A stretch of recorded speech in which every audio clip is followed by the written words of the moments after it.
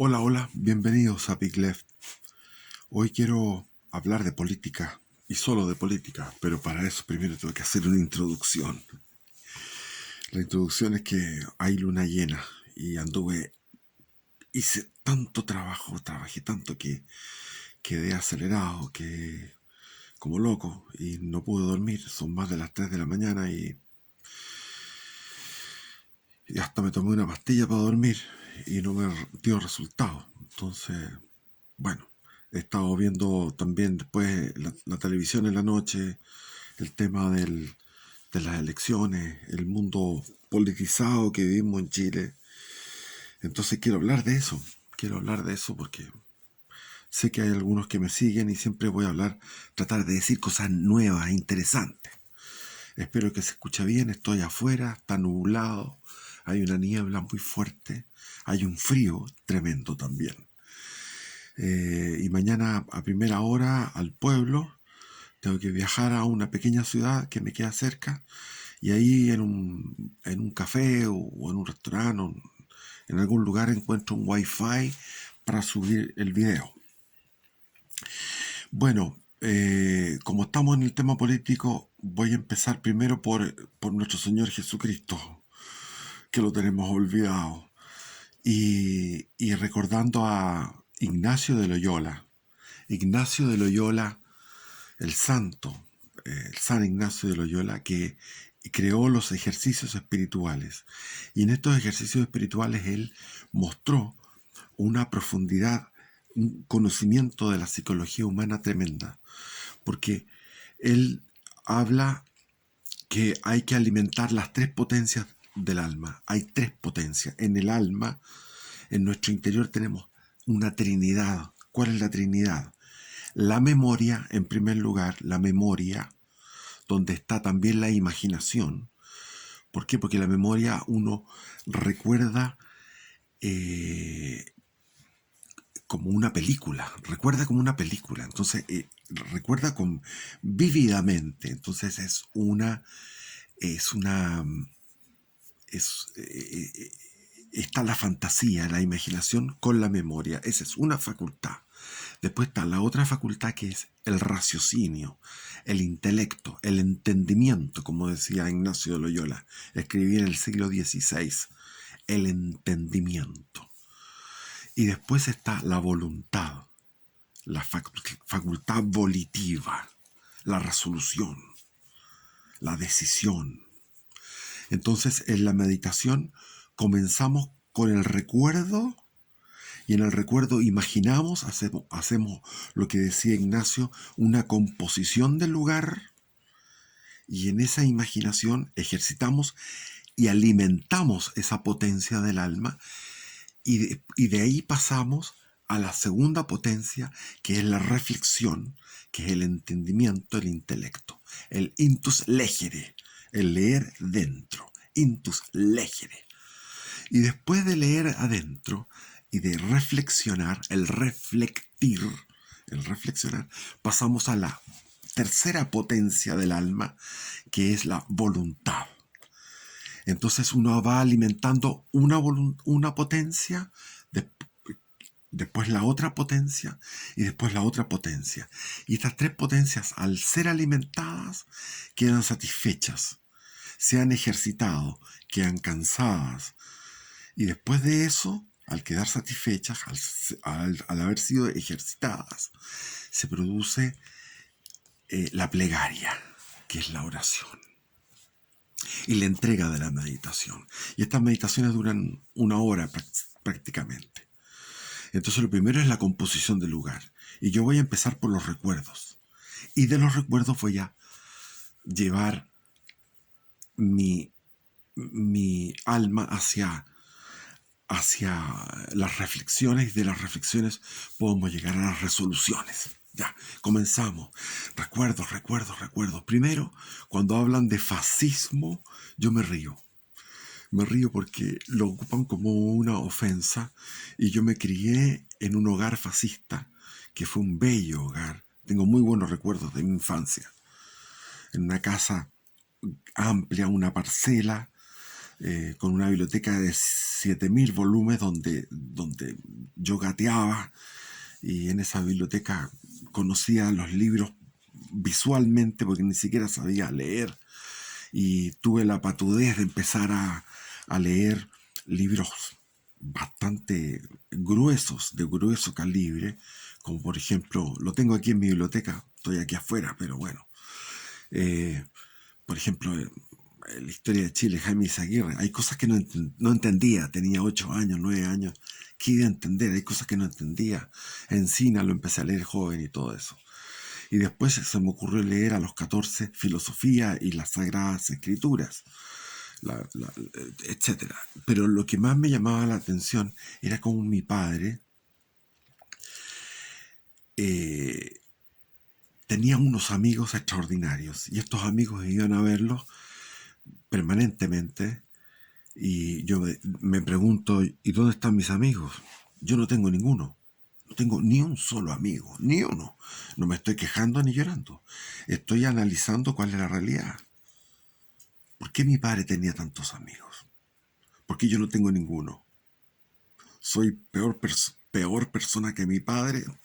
No creo, pero bueno. El éxito, el éxito, el ser senador, el ser un hombre famoso, te lleva a una multitud de amigos.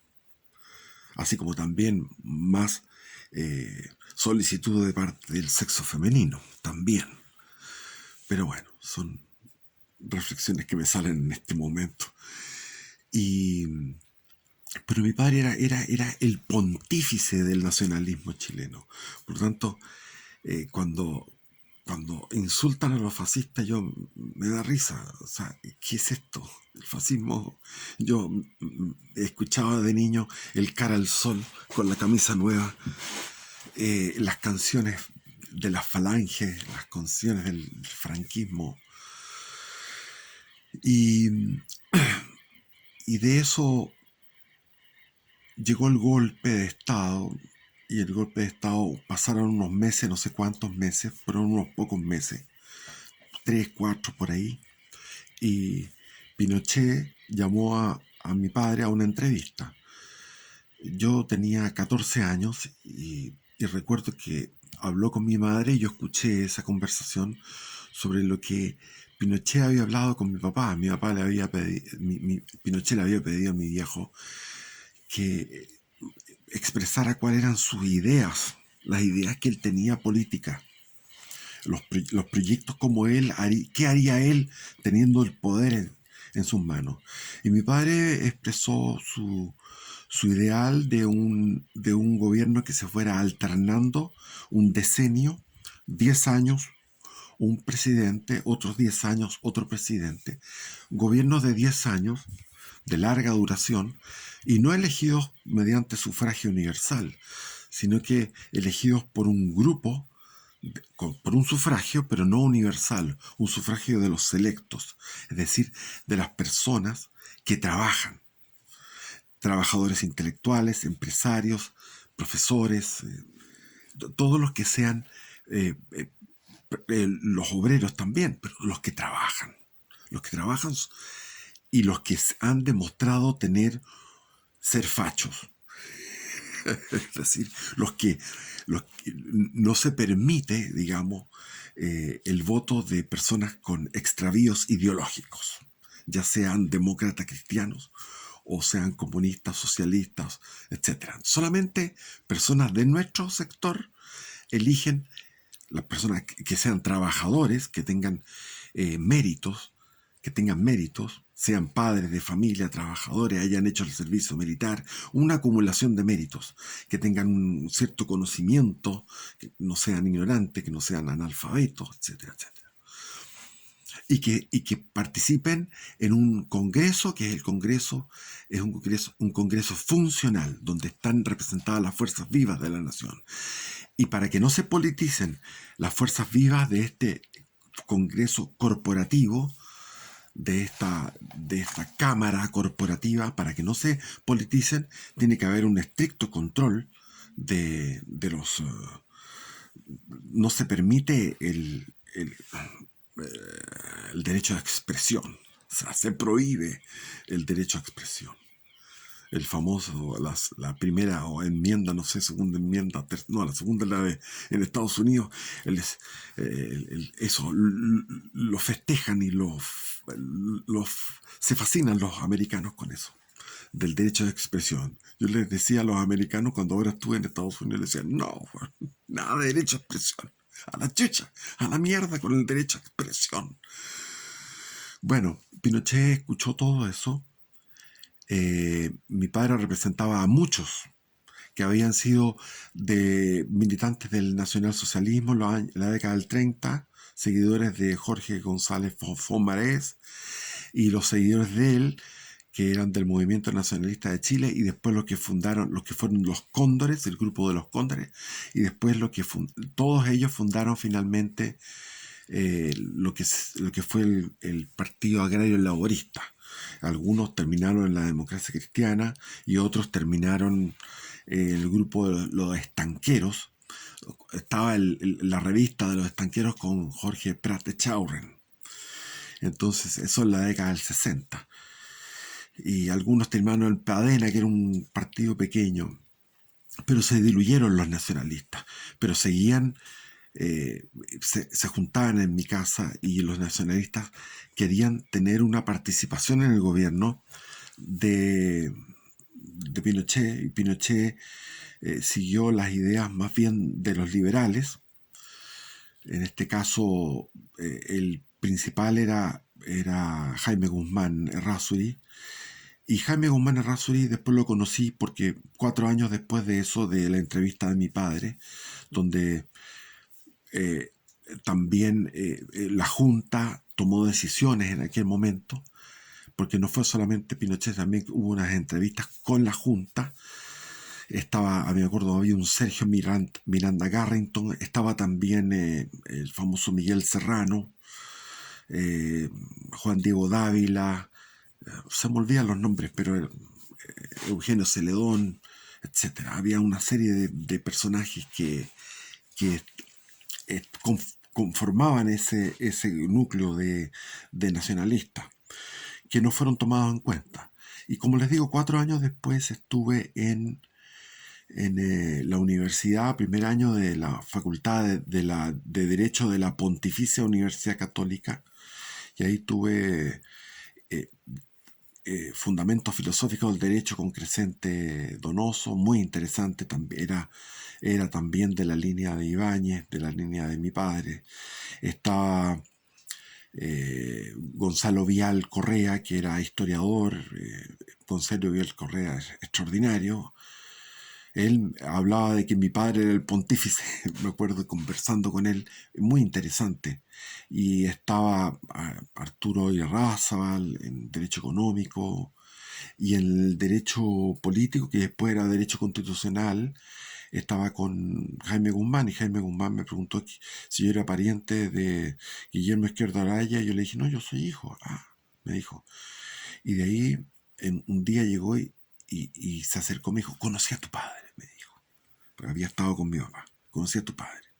Y nos quedamos en el pasillo conversando, y él me dijo, mira, Jaime Guzmán conmigo, en privado, y me dijo, mira, yo en realidad a mí me encanta el franquismo, me encanta la falange, mi corazón es carlista, mi corazón es de toda de esa onda española y nacionalista chilena, pero hay que ser pragmático, hay que ser práctico, realista, que la ola de la historia va para otro lado, la marea de la historia va para otro lado, y no podemos ir en contra de eso. Y hablaba también del sufragio universal de los siglos, que era una idea de Ramiro Maeztu, no me acuerdo cuál pensador, se me olvida cuál era el pensador que hablaba de eso, del sufragio universal de los siglos, y me decía, mira, aquí Chile surgió a la vida independiente, y el primer Congreso Nacional, que fue el 4 de julio de 1811,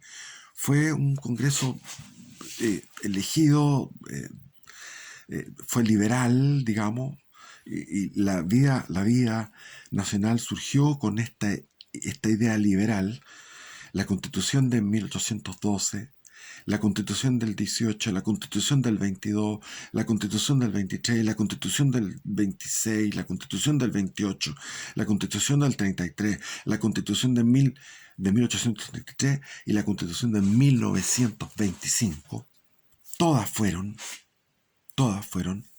liberales. Por lo tanto, la Constitución del 80, la Constitución que estaba haciéndose en aquel momento, en este caso estoy hablando, primer año de derecho era 1978, Mundial de Fútbol en Argentina, goles de Kempes contra Bolivia, etcétera. Llegando los primeros televisores a colores en Chile. Comenzaba la revolución iraní, la revolución nicaragüense, etcétera. Entonces, me dijo que había que seguir la corriente de la historia, el sufragio universal de los siglos, o sea, los siglos tienen un sufragio y todo el siglo XIX y el XX habían sufragado, en los dos siglos, el XIX y el XX, habían sufragado por el liberalismo en Chile. Había que entonces hacer volver a la democracia, pero de una manera protegida. Proteger la democracia. Y esa es la Constitución del 80 con protecciones a la democracia. Un Senado con un tercio del Senado con senadores designados que eran rectores de universidad, expresidentes, qué sé yo, personajes así. Ustedes pueden consultarlo en Google eso. Y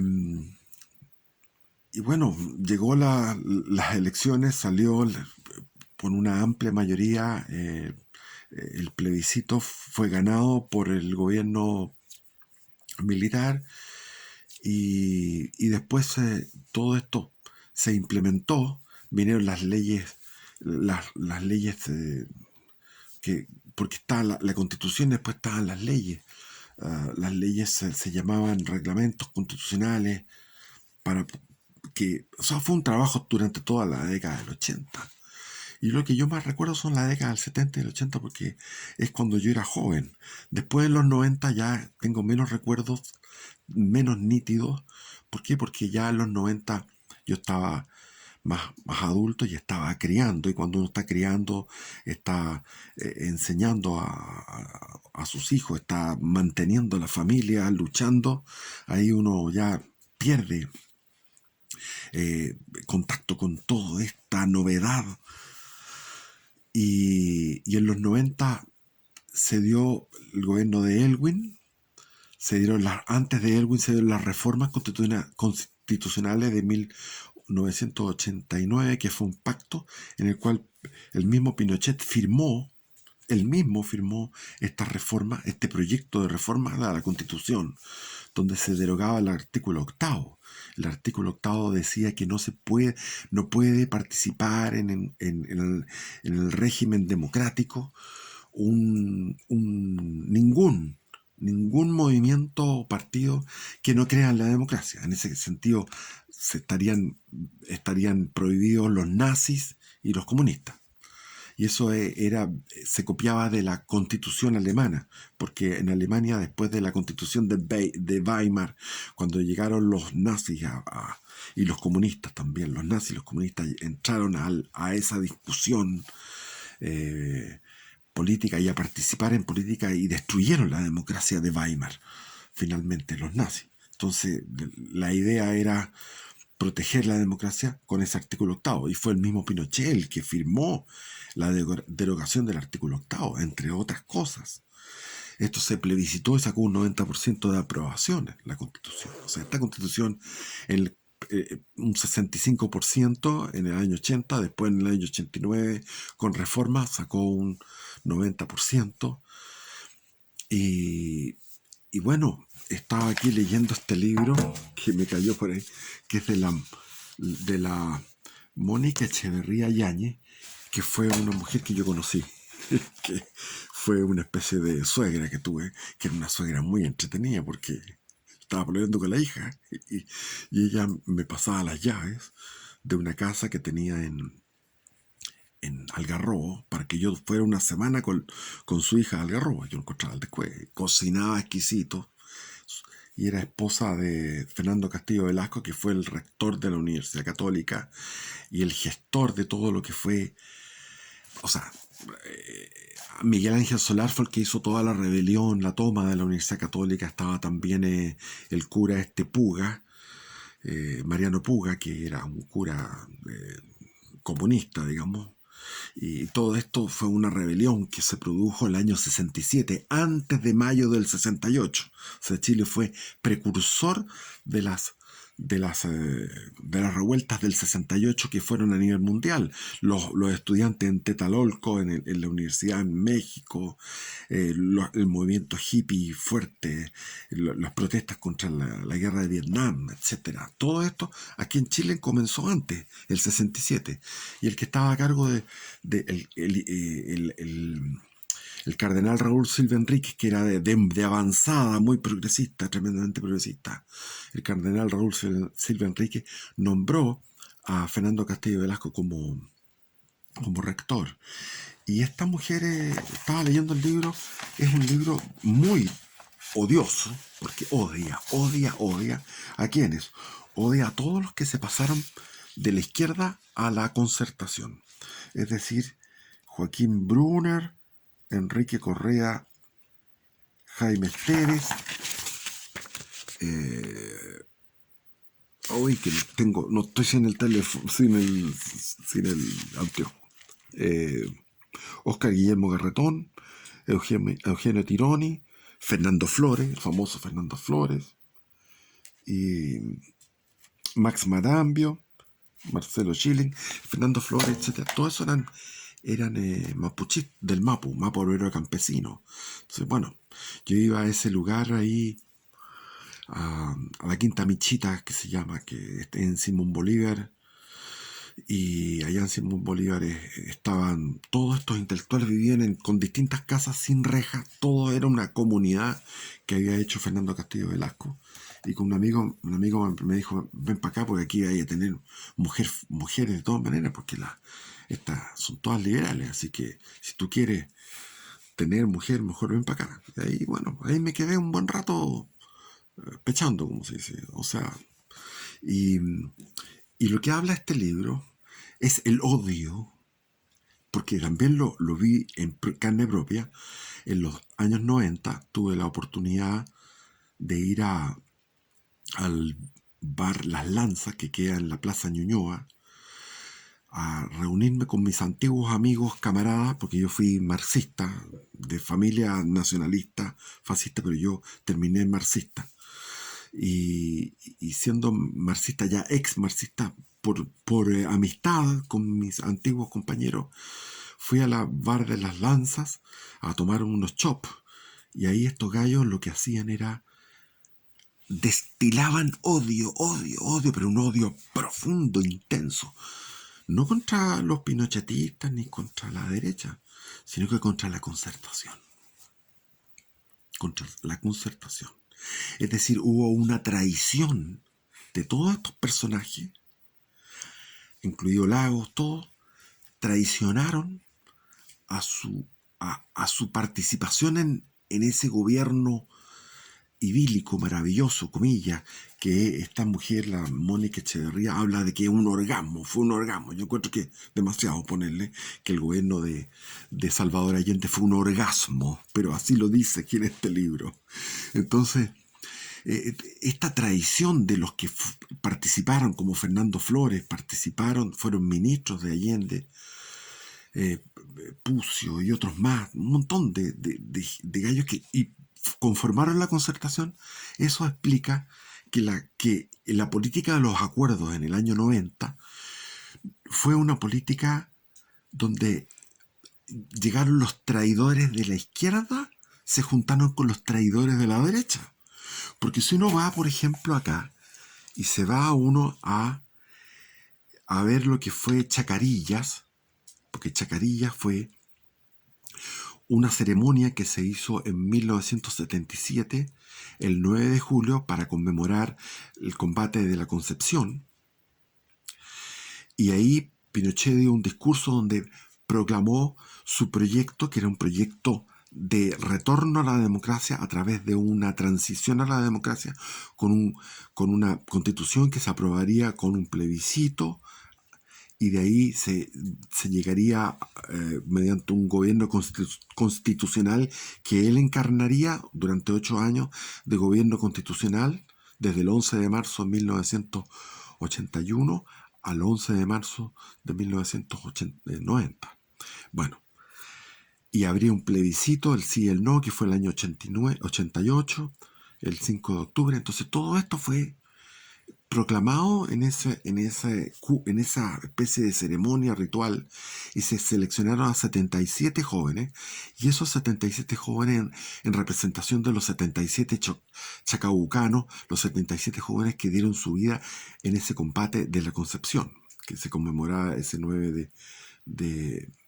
Entonces ahí uno va viendo que estaba, por ejemplo, Jaime Alcalde, dirigente estudiantil, Gustavo Alcalde, Francisca Aldunate, Carlos Alegría, que era cantante, Gustavo Alessandri, que fue después candidato a presidente, Michelle Astaburuaga, Ignacio Astete, Flor Ayala, Fernando Barros, que fue el abogado que defendió a Pinochet en Londres, Mario Cerda, Andrés Chadwick, que yo lo conocí en la Facultad de Derecho y agredía a nosotros, los agredía a los comunistas y a las mujeres comunistas también. Andrés Chadwick, Juan Antonio Coloma, que todavía está ahí, tiene un hijo ahí también en el Congreso, Luis Cordero, Luis Alberto Cheñique, Jaime del Valle, que era un economista,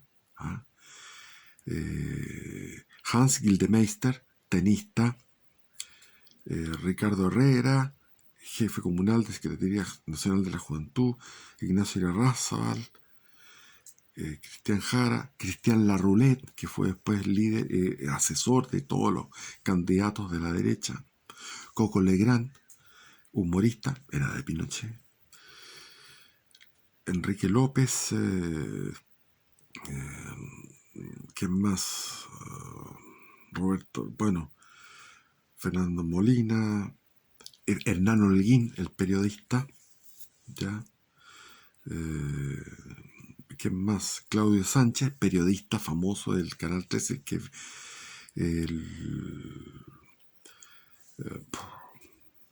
más? Max Antelices, etcétera, etcétera. Y está Longueira, Moreira, Longueira y Lavín. Entonces, los niños, los Pinochet Boys, los niños de Pinochet, que eran estos 77 y otros más, obviamente, estos Pinochet Boys traicionaron a Pinocho, de alguna manera lo fueron traicionando, y los que traicionaron a Allende se juntaron, hicieron un consenso. El consenso. Se aliaron. La izquierda y la derecha se alió hasta el día de hoy. Y llevan 33 años gobernando y ahora quieren seguir gobernando. Otros 33 años más. Eso es todo el meollo. Es una clase política, una casta. La clase política es una casta. Y esa casta se constituyó en el año 90. Y el año 90 es clave porque a finales del año 89 cae el muro de Berlín, después se implosiona la Unión Soviética y viene lo que decía Fukuyama, el pensador norteamericano de origen japonés, hablaba del fin de la historia. Porque la historia finalmente había terminado porque habíamos llegado a lo que era la extrema bondad. ¿Cuál es la extrema bondad? El capitalismo, el libre mercado, la libertad económica y la libertad política, es decir, la democracia partidista. La democracia como la conocemos. Partidista, individualista, fragmentada y de lucha a través del sufragio universal. Entonces, volviendo a Jaime Guzmán, cuando me dijo eso tenía razón. La ola de la historia desde atrás y hacia adelante nos llevaba hacia eso. Entonces él decía en clase, y me lo dijo a mí personalmente, que no había otra alternativa que volver a la democracia, pero protegiendo a la democracia con esta constitución del 80 que iba a tener eh, una serie de artículos, de disposiciones para defenderla de la acción de los totalitarios, de los marxistas-leninistas. A todo esto yo me estaba transformando en marxista-leninista y había un amigo mío, que me hice amigo de él, que era del MIR, y iba a esas clases. Iba a las clases de Hernán Larraín, que era profesor mío en Introducción al Derecho. Hernán Larraín, brillante Hernán Larraín. Tenía 2 ayudantes de curso que eran los hermanos Villarroel, extraordinarios, extraordinarios. Ahora, todo esto, había una cantidad de alumnos, sobre todo de mi generación, que eran muy inteligentes, muy cultos y de muy buena clase, y todos esos tipos nunca más eran realmente, podrían haber sido eran un ejército de verdaderos lumbreras políticas, filosóficas y profesionales. Y todos esos tipos, ¿dónde están? Se dedicaron al trabajo, generalmente en derecho civil, derecho penal. Se transformaron en millonarios, y yo no tengo ningún problema en que sean millonarios. Y además la mayoría tienen familias numerosas, han sido fieles a sus mujeres, no han tenido divorcios, han tenido muchos hijos, muchos nietos, los nueros, las nueras, los yernos, y reuniones de 100 personas en sus casas, todos relacionados, ningún extraño, pueden juntar en sus casas a 100 personas. Entonces son gente felices, pero nunca trabajaron en política. De jóvenes mostraban su lucidez en la facultad de Derecho de la Católica. Y hasta ahí llegaba la cuestión, hasta ahí llegaba. Sin embargo, como el 60% eran de apellidos vinosos, de aristocracia castellano-vasca o de burguesía, apellidos, qué sé yo, no quiero empezar a nombrar los apellidos, pero todos de buena alcurnia. Y esos nunca se dedicaron a la política, ni siquiera como aficionados, ni como teóricos, ni como escribiendo. Sí, había Axel Buchheister. Ese sí se dedicó, era muy notable, el tipo se dedicó a la política, a hacer análisis y escribir, Axel Buchheister, pero levemente. Ahora había otros que eran más medio pelo, eran de clase media baja, y que eran quitados de bulla, más así, quitados de bulla, que no decían mucho, no hablaban mucho. Y esos gallos los he visto después en el Poder Judicial, y de izquierda, en el Poder Judicial, como este amigo que les digo yo, que se fue por ese lado. Entonces nosotros entrábamos a las salas de clase y nos teníamos que persignar y rezar. Era un sistema muy tradicional, muy conservador, pero estaba lleno de comunistas entre medio, o sea, debajo. No de lleno, pero como les digo, un 20% por lo menos había. Entre ellos estaba yo, que me convencieron y me metí en esa onda. Entonces, la Constitución tenía todas esas se fueron desmontando. ¿Quién las fue desmontando? Alamán, Piñera, Sebastián Piñera, que venía del otro lado, porque yo lo había visto en el Caupolicanazo, que fue antes del plebiscito del año 80. Ahí estaba Sebastián Piñera. Yo me metí en el primer piso, y arriba en la galería estaban todos mis amigos que eran de la Alliance Française, que está Luis Pasteur en Vitacura. Y estos amigos ocuparon la galería y llevaron a otros. O sea, lo que había arriba en la galería era puro Ñuñoa, Providencia, Vitacura, gritando: el pueblo unido jamás será vencido. El año 80, antes del plebiscito para aprobar la Constitución en 1980.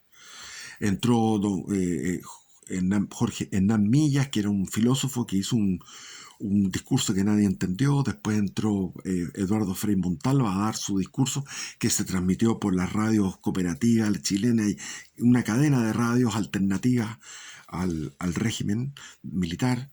Y ahí estaba yo y gritando abajo con el puño en alto entre medio de las juventudes de la democracia cristiana, y ahí estaba Sebastián Piñera Echeñique.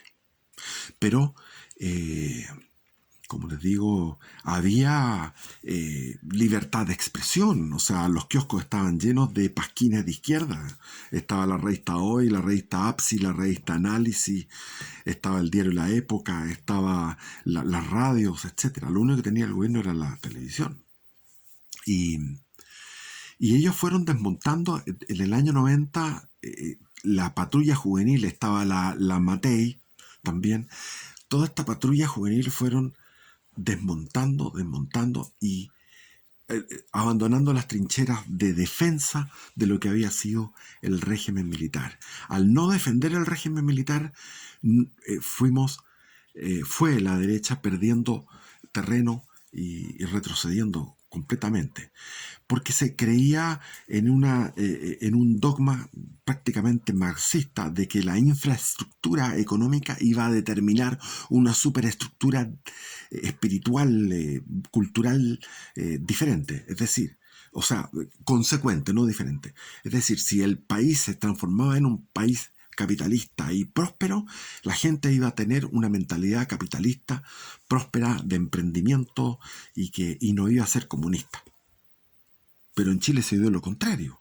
Nosotros disminuimos la pobreza, que estaba en un 30%, llegamos a tener ahora un 8%, y teniendo un 8% de pobreza, habiendo disminuido todo eso durante los gobiernos de la Concertación. Y a finales del gobierno de Pinochet también, hay que incluir esto desde el año 86. Del 86 hasta el 2016. Ahí pasaron muchas cosas, pasaron beneficios económicos tremendos, crecimientos al 7% en la década del 90. ¿Y qué pasó?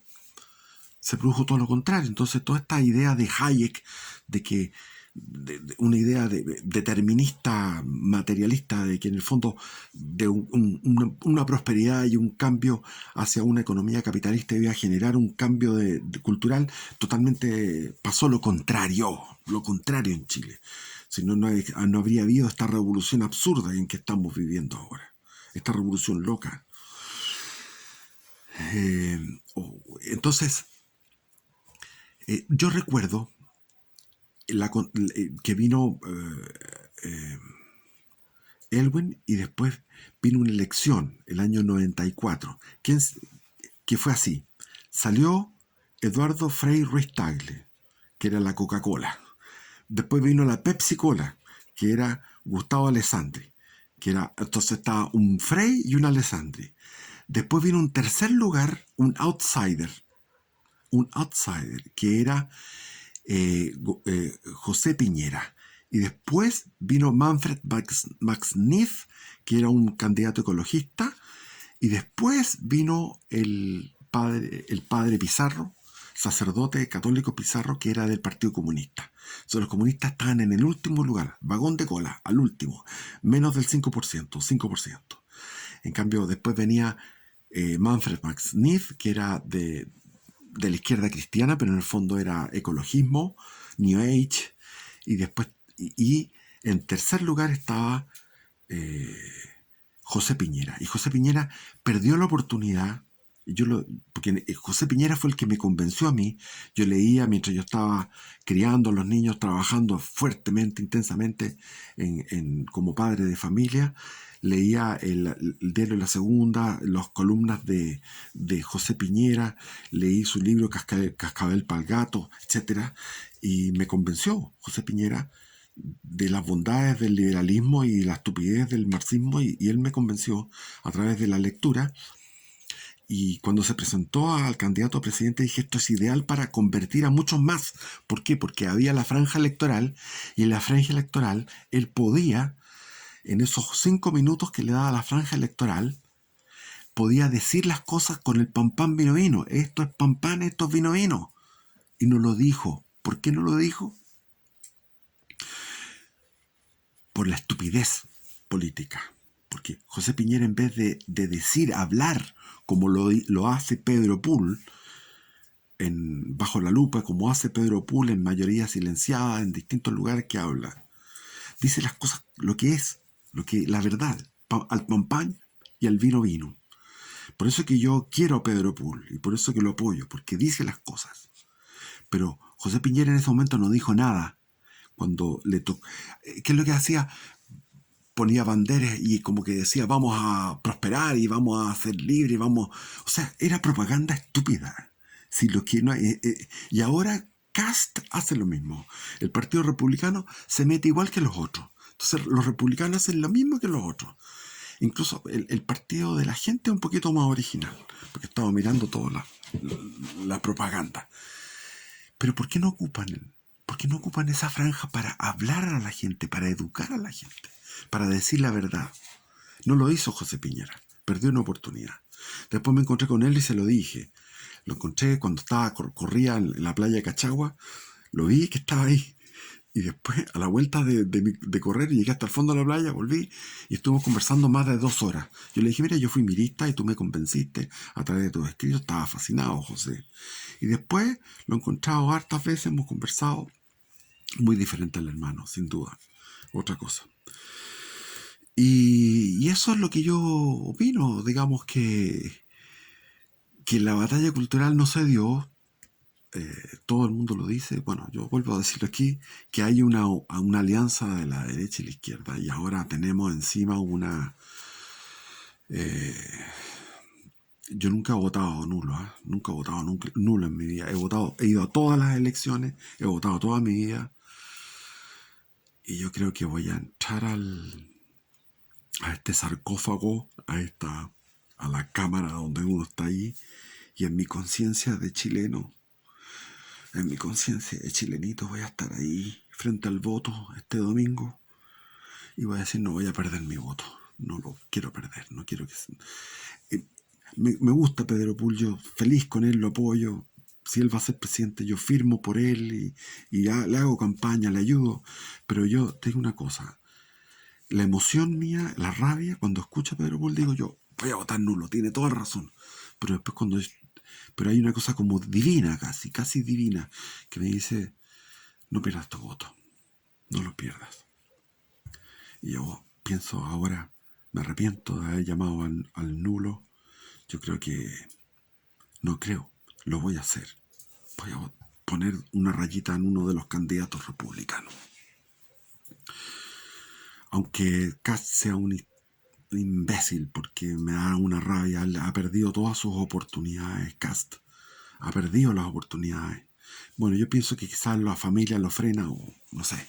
Pero es el típico gallo de derecho de la católica. Como les decía, el hombre de derecho de la católica se dedica a su familia.